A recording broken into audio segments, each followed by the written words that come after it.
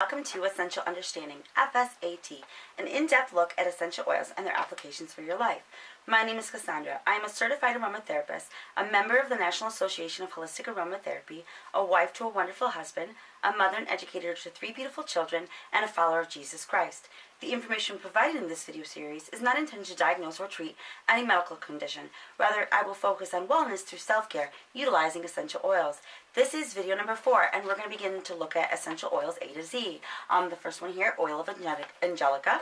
But before we begin to look at its constituents in the Oil of Angelica, we need to know what a constituent is. It is the essential part of an essential oil. Without that constituent being present in that essential oil, that oil would be different. It would not be considered the Oil of Angelica or the oil of balsam or fir or any oil that you're going to choose. So the constituents being present, each individual one, makes up that oil. So it is the essential part. The most common problem we have with sharing with someone why essential oils are beneficial is understanding the chemistry behind them. And as you can see here, there's a lot of different constituents in there, and a lot of words. So it can make a lot of people's heads spin. And even those of us that have a longer standing with using them are going to be hard-pressed to give full information if we haven't connected the dots and educated ourselves. I do believe anybody can use essential oils and use them properly. I don't believe you have to be certified in order to use them. However, I believe that getting formal education is not a bad thing. I think it definitely can be beneficial in helping other people to understand why you use them and why they're beneficial. So, the Oil of Angelica, it is of a medium viscosity and is extracted from the rhizomes, the seeds, and the herb, and sometimes the roots itself. Essential oils the essential oils are extracted through steam distillation. So here there are the constituents of the Oil of Angelica.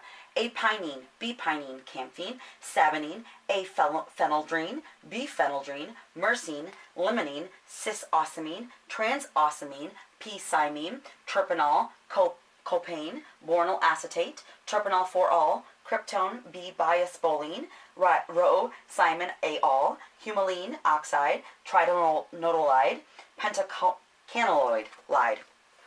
Yes. So if your head just spun, don't feel bad. It can be a lot, especially for myself. I don't particularly love the periodic table. I think it's fantastic. It's great. It is definitely relevant to our everyday life. However, I did not study in depth, and I don't have any intention to study in depth. However, I don't need to know what each one of these actions are, or the actions of each individual constituent. I do need to know what categories they fall under. So let's look at them. There's 4 categories that these constituents fall under for the Oil of Angelica. They are monoterpenes, sesquiterpenes, esters, and terpenes. So as you can see, the Oil of Angelica has a large amount of monoterpenes in them. Sesquiterpenes, a little bit, just a small amount of ester, and then 4 terpenes. All monoterpenes and sesquiterpenes come from terpenes, so you can see how that connects. So if you know what these categories each mean, what these different sections mean, you don't have to necessarily know what each individual action is, as long as you know what these actually mean. So let's look at what monoterpenes are. Monoterpenes, they react readily to air and heat sources. The large group of monoterpenes vary greatly. Some can have stimulative effect, some of them have sedative effect. Myrcene is one of the largest monoterpenes found inside of essential oils. The properties, and I was going to say, because it is red, my black marker died, of course, and me being tired at 2 o'clock in the morning, I was not looking for another one, so I did finish it off in red. And while looking through the preview videos, I realized the red is not it's not easily spotted, and if you have eyes like mine, reading this might be difficult. So under the file section for video number 2 on the Facebook group, Essential Understanding FSAT, you can find this information so it can be clearer and you can read it for yourself without having to squint or be thrown off by the red. And so let's look at the properties. Antimicrobial, antioxidant, antibacterial, antiviral, dermal penetration enhancer, supportive of the respiratory system, refreshing and uplifting. They're highly volatile. So monoterpenes readily react to air and heat. Do not keep your essential oils in the sun. Do not leave them on a windowsill. Do not leave them next to your stove. Do not leave them anywhere in the bathroom. Don't leave them anywhere where heat is going to the essential oils will be exposed to heat. I keep mine in the fridge. I'm always freezing, especially in the winter. So I like to keep my essential oils in the fridge. fridge to ensure that they stay fresh. However, if you have another cool spot in your house, that will work perfectly well. But do not leave the cap off. Most of you don't need to be told that. But leaving the cap off for a long period of time, your oils are escaping. The constituents are highly volatile and they're escaping from your oil. So it's important to make sure you take proper care.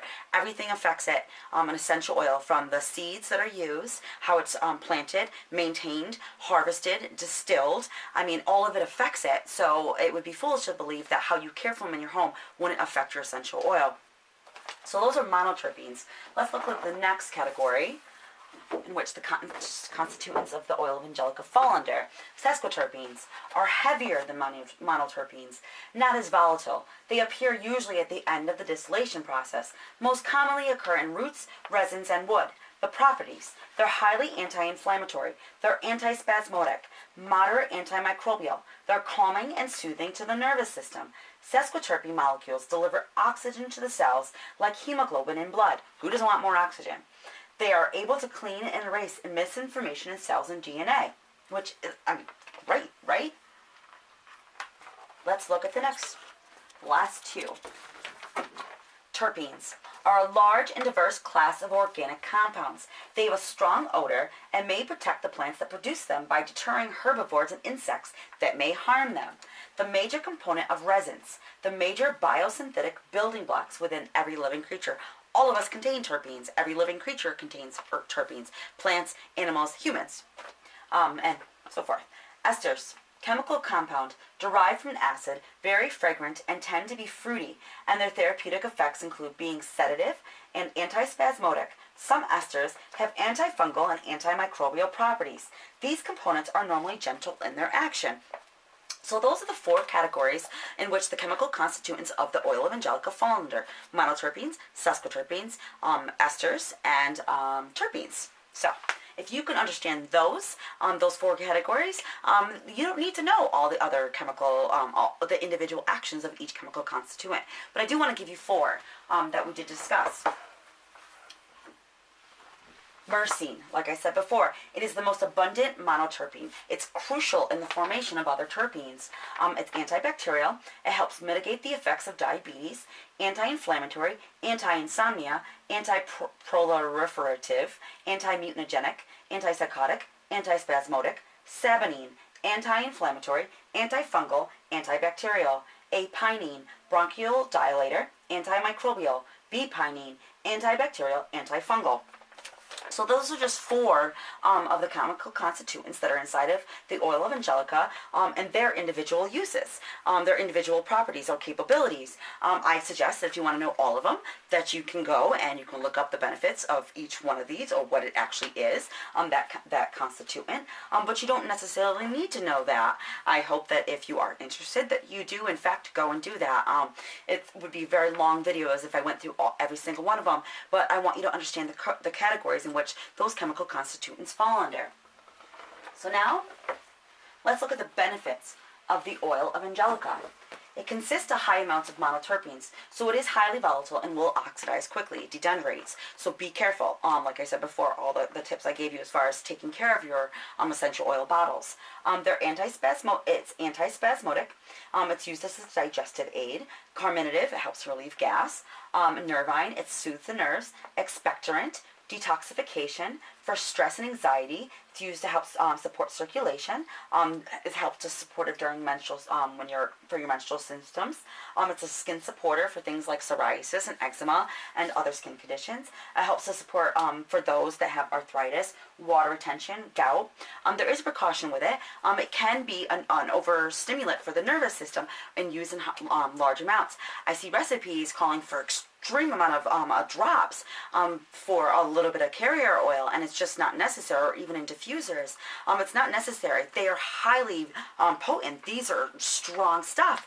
You don't need a ton to get what you're looking for. I have our sunroom. It's pretty large in size, and so for that space, I use about anywhere from 10 to 11 drops, no more than that, even for a large. And for a smaller room, I'm inside our daughter's bedroom right now. I'm terrible at spacing and knowing what the feet is here, but it's a small room. So in here, I would only use about 4 to 5 drops at the most. There's really no need to go overboard. And when you're creating a blend, a cream, you really should not make large batches. 2 ounces is the recommended. That's what I would recommend if you're going to make any sort of cream or any sort of pump or anything, any sort of spray. Use a smaller amount because essential oils will degenerate. They do, every time they're exposed to air, excuse me, they do degenerate, they do oxidize, and it changes. And even the bases that you use, the oils that you use, the carriers, or aloe vera butter, or rose oil, or rose water,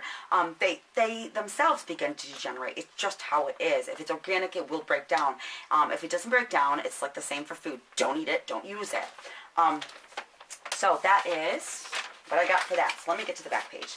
So in my next video here, I will discuss 3 more essential oils, bergamot, basil, and balsam fir and their properties. We'll continue to look at the different constituents that make up essential oils, including phenols, alcohols, monoterpene alcohols, sesquiterpene alcohols, aldehydes, ketones, lactones, coumarins, ethers, and oxides. Thank you for watching video number 4. Please like and subscribe below, and please join the Facebook group Essential Understanding FSAT, where you can join a community with other people that are looking to educate themselves on essential oils, and for some uplifting information, because I like funny and uplifting memes, and where we discuss self-care, because I do believe self-care is not just utilizing essential oils. It involves so much more. It is looking at yourself full round, all of your choices, and making the best choices for your body. I would like to thank my sponsor, Amber Quakey Soaps, artisan handcrafted soaps created in small batch production to ensure the quality of every bar.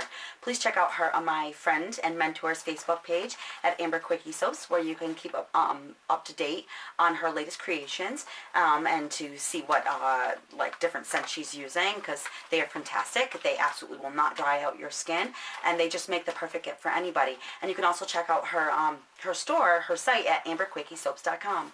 Thank you for watching video number 4. Please check out video number 5.